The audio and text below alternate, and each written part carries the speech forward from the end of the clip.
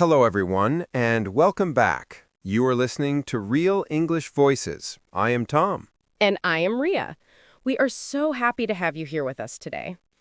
Today, we are diving into a topic that I think is close to everyone's heart. It is the holy grail of language learning. We are talking about everyday English conversation. Not the textbook stuff, not the grammar rules you memorize for a test.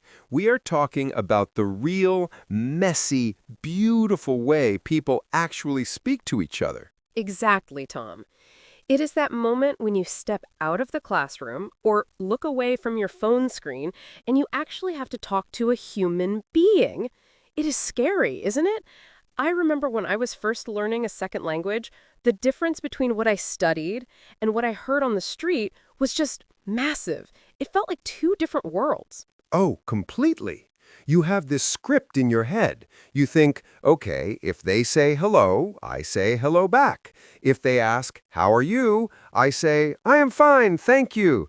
But life does not follow a script. People mumble, they use slang, they cut sentences in half, and honestly, that is the magic of it. But it is also the part that makes learners freeze up. That freezing moment is the worst. You know the words, they're in your brain somewhere, but the pressure of the moment just locks the door. So today we want to help you unlock that door. We want to talk about how to make your daily conversations flow better, feel more natural, and actually be enjoyable.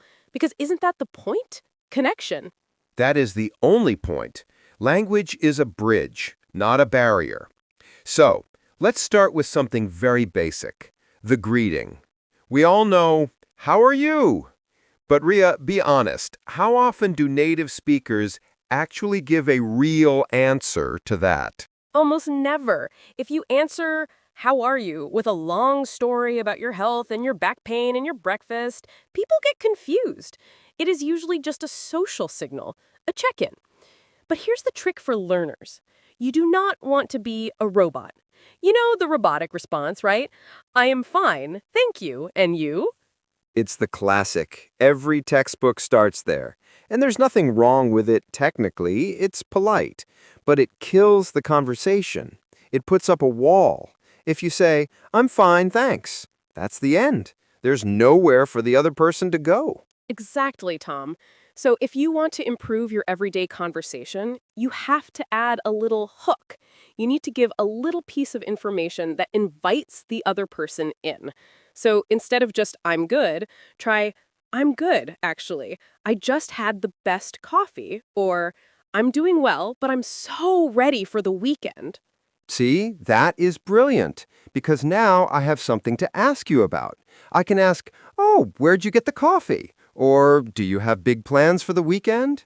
You just turned a dead-end greeting into a doorway.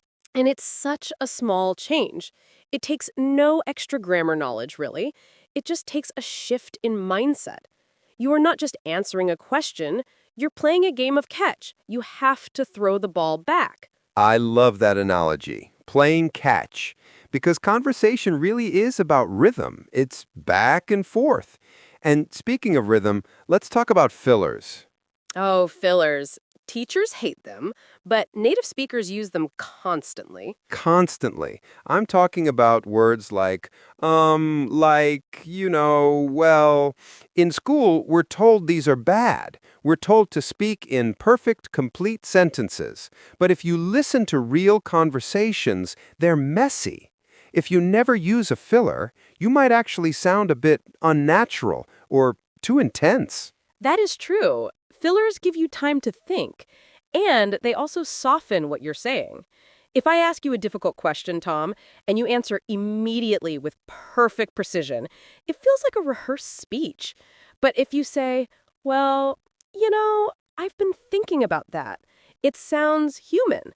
It signals to me that you're processing. Right. It shows I'm thinking. It buys me a few seconds to find the right vocabulary without looking like I've forgotten the language. It's a safety net. Learners should not be afraid to say, let me think, or how do I say this? That's actually very high-level communication. It shows confidence. Confidence is key. I think a lot of learners worry about their accent. They think that to have a good everyday conversation, they need to sound like they were born in London or New York. But honestly, in my experience, people love accents. An accent is just a sign of bravery. It means you stepped out of your comfort zone. I could not agree more. Clarity is important, yes. You want people to understand you, but you do not need to erase your history. Your accent is part of your story. And actually, worrying too much about pronunciation can make you stiff. You get so focused on the th sound or the r sound that you forget to smile. You forget to connect. And that connection comes from listening. We talk so much about speaking, but conversation is 50% listening, maybe even 60 or 70%. Oh, at least. And I don't mean just hearing the words. I mean active listening, showing the other person that you are with them. In English, we do this with little sounds and phrases. We call them back-channeling. Things like, really? No way. Uh-huh. I see. Those are so important. If you are telling me a story and I just stare at you in silence until you are finished, you are going to feel very awkward. You might think I am bored or I don't understand, but if I nod and say, "Oh, wow," or "That's crazy," it fuels your energy. It encourages you to keep talking. It is like gas for the engine. And for a learner, this is a secret weapon. Because even if you are not speaking a lot, if you are reacting correctly, you are dominating the conversation. You are a great conversationalist just by being a great listener. You take the pressure off yourself to produce words, and you put the focus on the other person. And everyone loves to be listened to. It makes people like you. And when people like you, they are more patient with your English. It is a win-win. So, let's imagine a scenario. You are at a bus stop, or maybe waiting in line at a grocery store. This is the ultimate test for many learners, making small talk with a stranger. It is terrifying, right?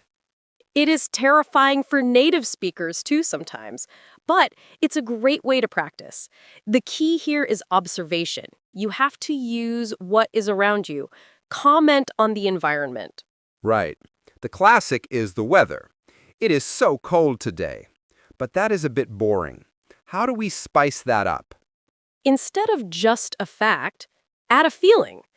I can't believe how cold it is. I can't feel my toes. Or, this rain is never going to stop, is it? When you turn it into a question or a personal complaint, it creates a bond. We're suffering through this weather together. Shared experience is the fastest way to build a bridge. Shared experience. I like that. It could be the long line at the store, too. Wow, looks like everyone decided to go shopping today. Exactly. And then if the person responds, you have to be ready to pivot. That means moving the conversation forward. If they say, "Yeah, it's crazy," you can't just stop. You have to add something. Maybe ask, "Do you live around here?" Or, "I'm just picking up things for dinner." And that brings us to the topic of questions. Open-ended versus closed questions. This is a game changer for keeping a conversation going. Huge. A closed question is something you can answer with yes or no. Do you like pizza? Yes. Conversation over. An open-ended question requires a story. What is your favorite kind of food? Or where is the best pizza place in town? Now they have to give you details. Learners should memorize a few of these open-ended power questions. Things like, what do you do for fun? Or, how do you know the host if you're at a party? Or even just simply, why? Why is the most powerful word. It goes deep, but you have to be careful not to sound like an interrogator. Why did you do that? Why? Why? You have to keep the tone curious, not judgmental. Tone is everything. We haven't really touched on emotion yet.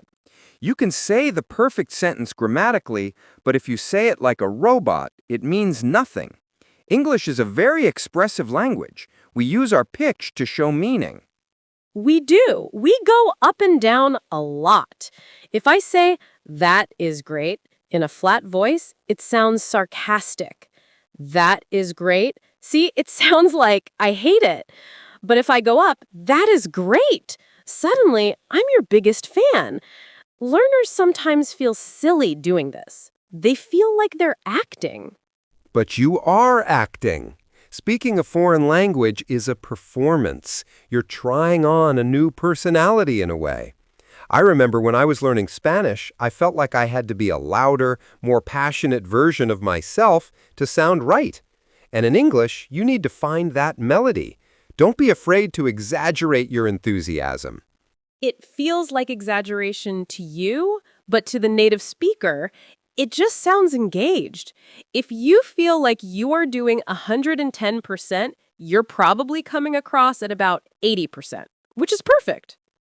I want to talk about mistakes again, because I think this is what holds people back the most from everyday conversation. The fear of saying something embarrassing. Oh, the stories we could tell. I have embarrassed myself so many times. But here's the thing. Nobody cares as much as you do. We call it the spotlight effect. You think everyone is staring at you, analyzing your grammar, judging your vocabulary.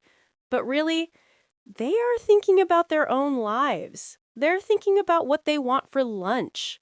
It is so true. And actually, making a mistake can be a bonding moment. If you say the wrong word and you laugh about it, it shows you're humble. It shows you're human. I once asked for soap instead of soup at a restaurant. It was hilarious. The waiter laughed, I laughed, we had a moment. If I had been terrified and apologized profusely, it would have been awkward. But because I owned it, it was just a funny story. Laughing at yourself is a superpower. It disarms people. It tells the world, I am learning, I am trying, and I am having fun with it. If you're having fun, people want to talk to you. If you look miserable and stressed, people will avoid you because they don't want to make you more stressed. That is a profound insight. Your anxiety makes other people anxious. Your relaxation makes other people relaxed. So, for the sake of the conversation, take a deep breath. Relax your shoulders. And don't try to be perfect. Try to be effective. Did you get your point across? Did you understand the other person? Then you succeeded. It does not matter if you use the wrong preposition. It does not matter if you forgot the past tense irregular verb. You communicated. Communication over perfection. Always. Let's talk about storytelling for a moment. Everyday conversation is basically just a series of micro-stories. Guess what happened today? You won't believe who I saw. Yes, and you don't need a crazy adventure to tell a story. You can tell a story about buying socks. It is all about how you frame it. Start with a hook. The weirdest thing happened today. Immediately, I'm listening. And then keep it simple. Beginning, middle, end. I went to the store. I saw a cat in the store. The cat stole a fish. Boom. Story. And use connecting words. So, then, after that. These little words are the glue. They guide the listener through your timeline. Without them, your sentences feel like a list. With them, it flows. So, I walked in. Then, I saw the cat. And finally, the manager chased it out. It makes it so much easier to follow. And here's another tip. Borrow phrases. When you hear a native speaker say something cool, steal it. Keep a little notebook or just a note on your phone. If you hear someone say, "to be honest with you," and you like how that sounds, write it down. Try to use it the next day. Mimicry is how babies learn, and it is how adults learn too. Shadowing is a great technique for this. Listen to a podcast, like this one, And try to repeat exactly what we say at the same speed and with the same intonation. It trains your mouth muscles. It really does. It creates muscle memory. So when you're in a real conversation, the phrase just comes out automatically. You don't have to build it word by word in your brain. It's like a pre-packaged block of language ready to go. Let's shift gears a little bit. What about when you don't understand? This is a huge fear. Someone speaks fast and you catch maybe 2 words. Do you just nod and smile? The dangerous nod. We have all done it. You nod, you smile, and hope they didn't ask you a question. But that can get you into trouble. It's always better to interrupt, but you have to do it politely. Right. Don't just say, "What?" That can sound rude. Try, "Sorry, could you catch that again?" Or, "I missed that last part." Or simply, "Could you speak a little slower, please?" People are usually happy to help. They want to be understood. And you can also verify what you heard. This is a great active listening skill. You can say, "So what you're saying is," and then summarize what you understood. It shows you're trying hard to follow along. And if you encounter a word you don't know, ask, "What does that word mean?" It turns the conversation into a learning moment. Most people love explaining their own language. It makes them feel smart. It really does. You're giving them a chance to be the teacher. It changes the dynamic from judge and victim to teacher and student, or even partners. I want to talk about the mental aspect of thinking in English, because translation is the enemy of fluency.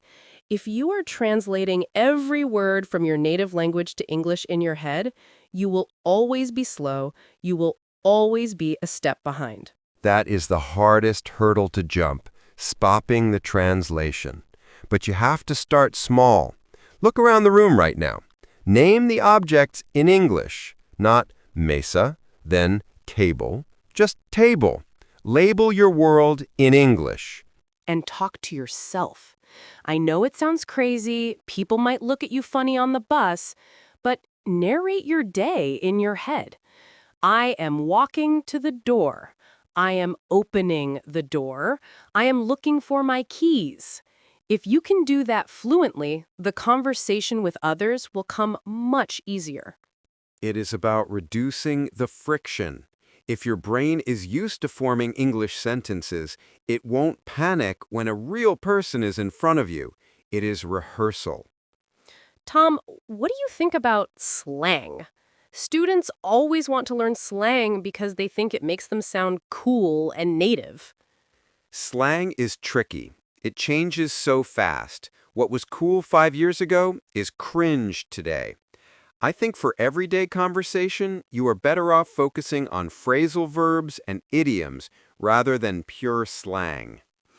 Agreed. Knowing give up, run out, hang out, those are essential. You cannot survive everyday English without phrasal verbs. If you say, "I extinguished my cigarette," you sound like a textbook from the 1950s. If you say, "I put out my cigarette," you sound natural. That is a perfect example. Extinguish is correct, but it is weird in conversation. Everyday English is usually simple words combined in specific ways. Get is the king of this. Get up, get down, get over, get by, get through. Master get, and you master half of the language. It is true. "I don't get it" means "I don't understand." "I got it" means "I bought it," or "I received it," or "I understand it." Context is everything, but don't let that scare you. Just listen to how people use it. I think we should also touch on how to end a conversation, because sometimes you're stuck talking to someone and you don't know how to escape without being rude. The exit strategy. This is an art form. You can't just turn around and walk away. You need a signal. Usually we use a transition word like "anyway" or "well," followed by a reason. Well, I should probably let you go. That is a classic. It sounds like you're doing them a favor. I don't want to take up all your time. Or, I'd better get going. I have to catch the bus. It's polite, it's firm, and it closes the loop.